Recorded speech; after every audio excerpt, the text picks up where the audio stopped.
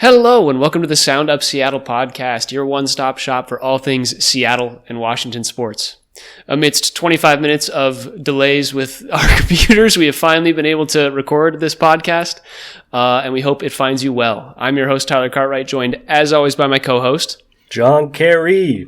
And we are here today. John is back from the forest. I don't even know where you went. You were just gone. Texas? No, it was not a forest. San Antonio is in a desert. You're always saying good things about Okanagan. I wasn't sure. Today we've got an exciting Seahawks win for you. The 49ers, that game was just insane. We'll talk a lot about that one. And then we've got value dogs. We've got college football, college basketball. The Kraken on a little bit of a tear right now. And then the Sounders have their semifinal matchup against LAFC this weekend. So a lot of exciting things going on in Seattle sports, and we are here to talk to you about them. Anything to say before we get started, John? Let's dive on in. All right, here is some Coyote Picnic.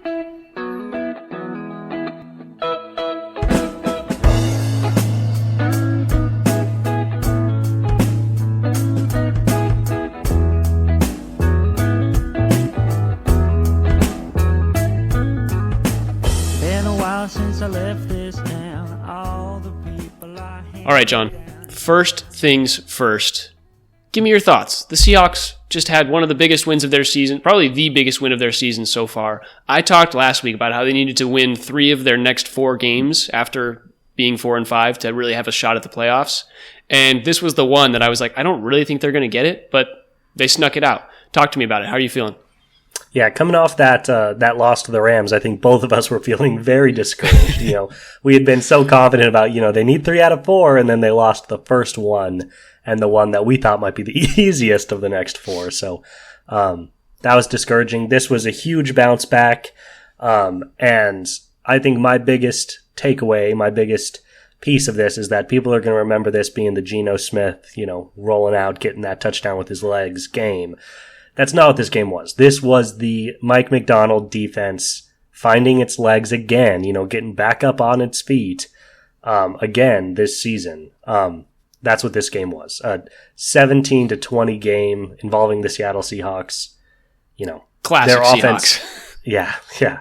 Their offense really did not perform very well today at all. And the defensive scheme and the way the guys played was excellent to limit San Francisco. That was my big takeaway. Great win for Mike Macdonald. Yeah, I talked a lot last week about a couple things here that I think the Seahawks really, in one case, improved upon, and in one other case, had to improve upon. Last week, I kind of broke down the Seahawks' reluctance to kick field goals. I think they've been really lackluster in just like they're constantly willing to go for it on 4th and 3, 4th and 4, those shorter 4th downs, but it's hard to justify, especially the way this offense has played going for it. And in this game, they had a couple 4th downs early on in the game where they basically had to kick a field goal because there were 2 situations where it was, I think, 4th and 16 and 4th and 22. So Jason Myers had a great game against the 49ers, and I think it was crucial for him to get those 2 early to keep the Seahawks in play. It would have been set, if they didn't kick those field goals, maybe it's 14-0 going into half. But they really are able to turn it around, and I think that was one of the major things where they were forced to kick field goals, because even late in the game they decided to go for it on 4th down and had a turnover on downs. And they just haven't been effective in doing that. I think they need to do what this team is better at, and that comes down to doing what the special teams does, pinning people inside the 10-yard line and kicking a little bit longer field goals. Jason Myers had a 57-yarder. Like that's really good. So I think doing a little bit of settling by the Seahawks needs to happen here, and continuing with that. The other thing, we've harped on it all season long. This team has not been effective when it comes to penalties, and they had 4 penalties in this game for 20 yards. That's probably their best game in terms of coaching. I think this was a huge game in terms of turning the Seahawks season around from the coaching perspective, being disciplined, that kind of thing. So a couple big notes, and it was very awesome to see. Yeah. Normally I'm such a 4th down hawk. I love always taking it. It's like if it's less than 4th and 7, if it's 4th and 6 and less, like I'm all over it. I play too much Madden. I always believe you should go for it on 4th down. A touchdown is worth more than 2 field goals. That's always worth remembering, you know? It's not even worth double, it's worth more than double. But to your point, this team, you can see, even with how potent the offense has been this year, it's not a team built to get you 4 yards when you really need it. The offensive line has been a mess all year. The running game, you know, headlined by Kenneth Walker. Walker is an awesome running back. You know, he'll average, 4.5, 5 yards a game over the course of a season, but he doesn't do that by getting 4 yards a pop. He does it by getting 1 yard a pop and then ripping off a couple of 12-yard runs. Like, that's the kind of back that he is. So the running game is not there. And then if you're forced into passing situations on 4th down, the JSN, revival or, era has really begun in Seattle, and he is a decent 4th down weapon, but DK certainly isn't. That's not what he's there for. Lockett's getting old, so if all defenses are looking at is Geno to Jackson Smith on 4th down, it's a tough spot to be in. So a rare situation where I'm going to agree with you that more field goals would be a positive thing. Defensively limiting the penalties is huge. I'm certain that's the least penalty yardage they've had in a single game this season. There's no doubt. Only 20 yards is phenomenal. And defensively, I just want to call out because I think it was the most impressive aspect of it to me. Obviously, held Purdy to only 159 yards and a pick, but the way they limited the ground game, I was very, very pleased with. Christian McCaffrey coming back off of injury, everyone's most feared running back, 20 carries for 80 yards. Like, they did a good job of limiting CMC on the ground. So, it was a good win. It's the classic. This defense has been so spastic, and if they play this good, they can beat anybody because their offensive ceiling is much higher than this.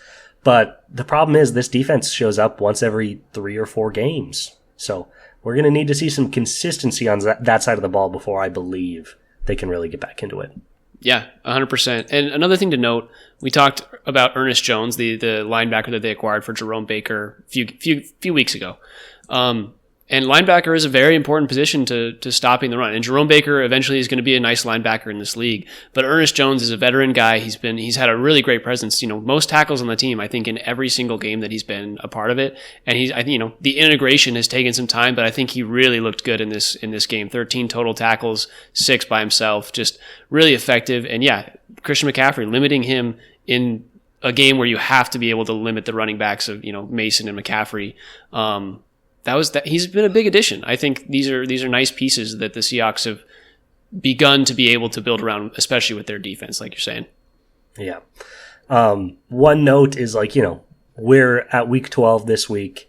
The picture is starting to become more clear, and this path to potential Seahawks playoffs is both a little muddy and very clear. The NFC South, it will not be sending a wild card to the NFC playoff. That is not happening. The NFC East will very likely send one, that being Eagles, Commanders, whoever takes that division.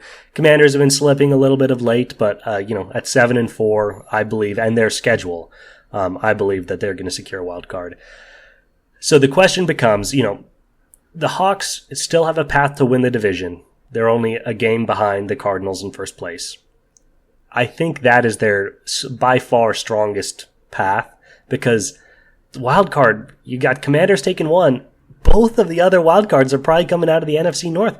I mean, there's going to be some, divisional crime on crime happening in the NFC North at some point, but the Vikings are 8-2 and the Packers are 7-3, and they're both sitting comfortably above the Hawks at 5-5. So this might be just a straight foot race for the NFC West division title. And with that being said, this 1-3 Cards matchup this week looms large for the Hawks' chances of being able to secure that title. Yeah, I'm going to agree with you that the clarity on the NFC playoff picture is real, but the NFC West champion, or I guess winner, that is, like you're saying, very, very muddy. Mess. We could win this game. Has a real chance. And, and I think the 49ers play the Packers this week. That's going to be a tight game. 49ers could win. The Rams play the Eagles this week. So honestly, the Seahawks are in prime position if they beat the Cardinals to take over first place. Like, they have, of those games, they have probably the easiest opponent of the 5-5 teams, and they could catch the Cardinals there. it's so weird. I do see the Commanders falling off a little bit. They seem to have hit their plateau, and Jaden Daniels has taken a step back with his injuries and just being a little beat up. So we'll see. I love Jaden Daniels, and shout out to him. He has been, I think, a lot better than people expected right out of the gate. Yeah.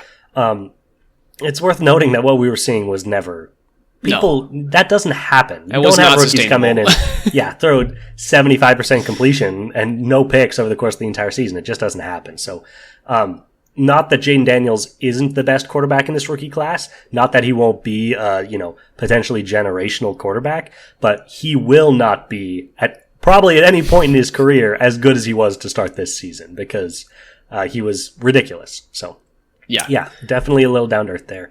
But yeah, to the Hawks, man, I think the really good point is these next 3 weeks and how it will determine their ability to control their destiny. Because guess what? They have no more games against the Niners. Their last week this season is a game against the Rams, which could be a fun playoff-like atmosphere.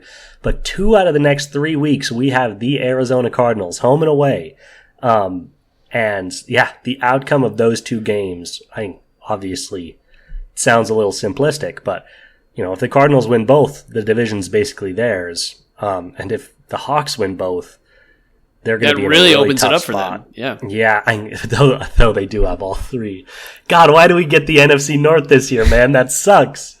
What it does mean is because it doesn't, we all play the NFC North. It's basically like we all have the same tough schedule. Correct. Yeah, it's a murderer's row. There are going to be a lot of 500 NFC West teams. It's going to be so interesting to see who steals it out. So it really is from our early season predictions too. It's going to be like I said 9-8, you said 7-10 or whatever. Like this is going to be the jump right here. These 3 week stretch is where we determine it. Very real. And yeah, I think a good point to note too is like, there are 7 games left, but I think I stand behind 3 out of the next 4 to make a chance at the playoffs. This Cardinals game is huge. And you can't look at the one in 2 weeks and say we'll get it then. Their schedule down the stretch is too brutal. They need to beat the Cardinals and they need to take care of business against the Jets. And if they get 2 games above 500, we can really start talking about it. But if they lose this Cardinals game, I will be getting very close to throwing in the towel on their playoff chances for the season, because that's how tough their schedule is to end the year. And I think 10 wins, you have to get 10 wins to make the playoffs. Like that's just, with the way that the NFC North is playing, they're going to have 3 teams that have 10 wins. So you need to either win those matchups straight up, or you need to win the division. And 10 wins honestly could win the NFC West. So we'll see about that. Let's talk this week's matchup between the Seahawks and the Cardinals a little bit more. This line opens in Seahawks -1.5, Seahawks favor, and it's already moved to Seahawks +1 on ESPN Bet. That's just where we're looking for our stats and kind of looking at the games. So what do you see going on in this game? Why is this swung? What do we see where the Seahawks could win? What are kind of the situations that could happen? Yeah, well, the first thing is we know exactly why it's swung, and that's because people just hate the or I shouldn't say that.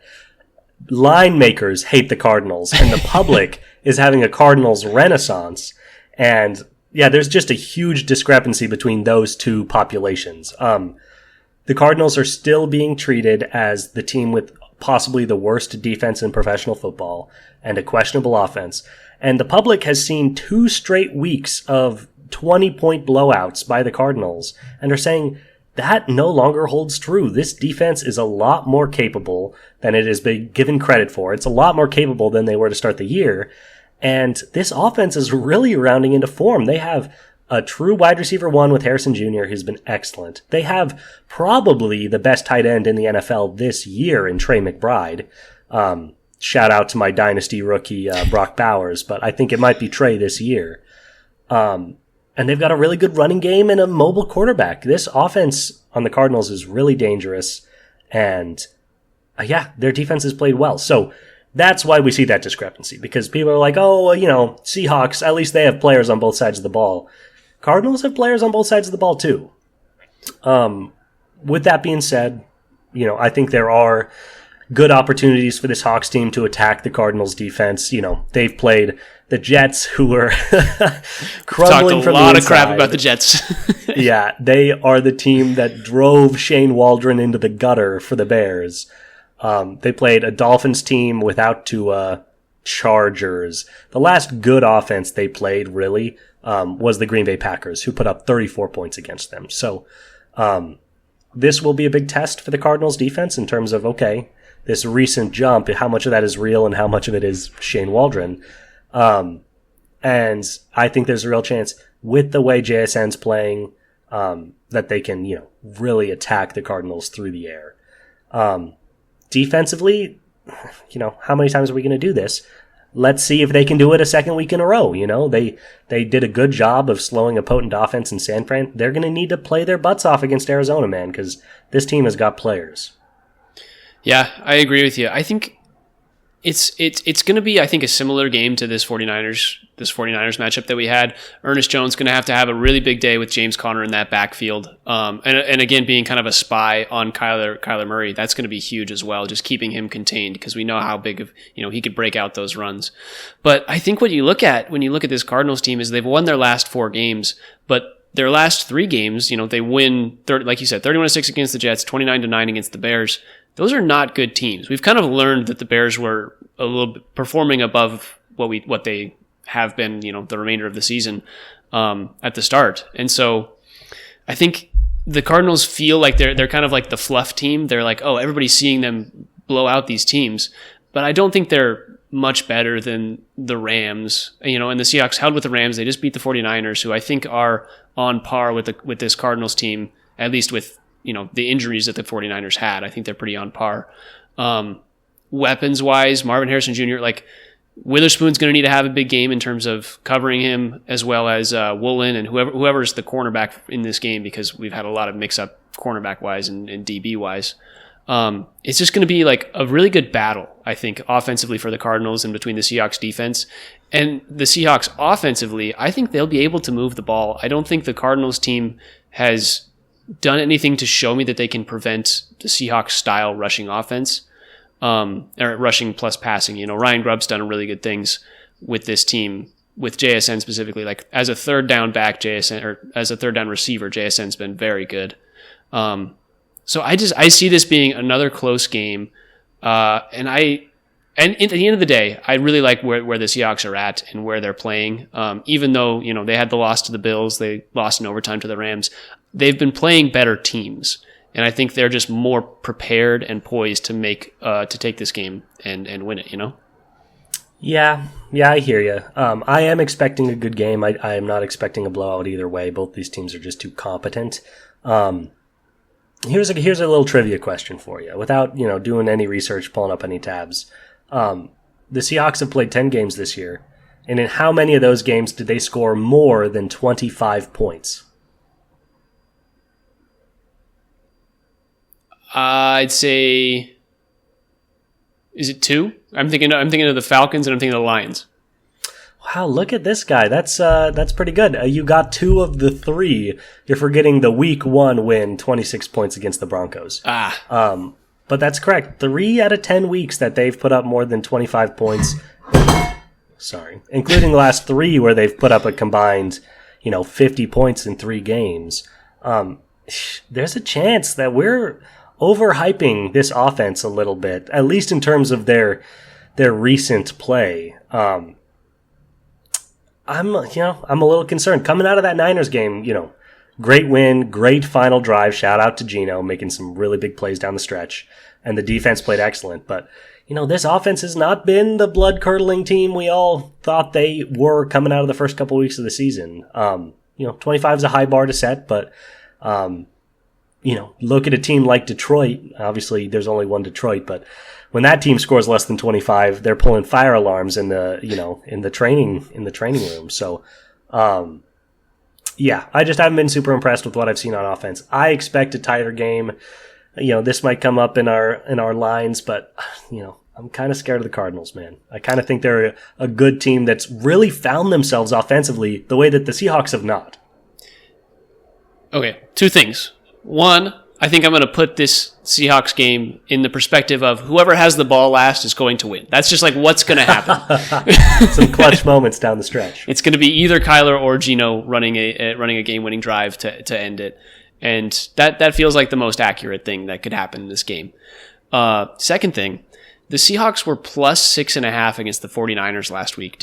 How do you think they would fare if we looked at 49ers versus Cardinals right now? How do you think it would be?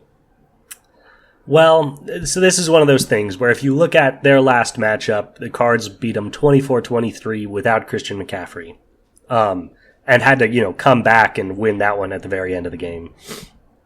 With that being said, the Cards have been, people would say, and this is real, teams peak during a season. They're not the same throughout an entire year. They can change dramatically. Look at the Vikings.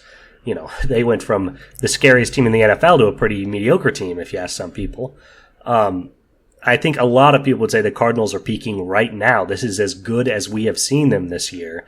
So I do think it's hard to say. I personally would probably take the Cardinals like -1 against the Niners if they played, and they'll play near the end of the season, so we will see. But with CMC not looking spectacular, and he's getting older and has had a lot of injuries, and with Brock Purdy being Brock Purdy, I'm not sure how scared I am of this Niners team. Maybe all of us were kind of drinking a bit too much of the Kool-Aid when it came to this Niners team.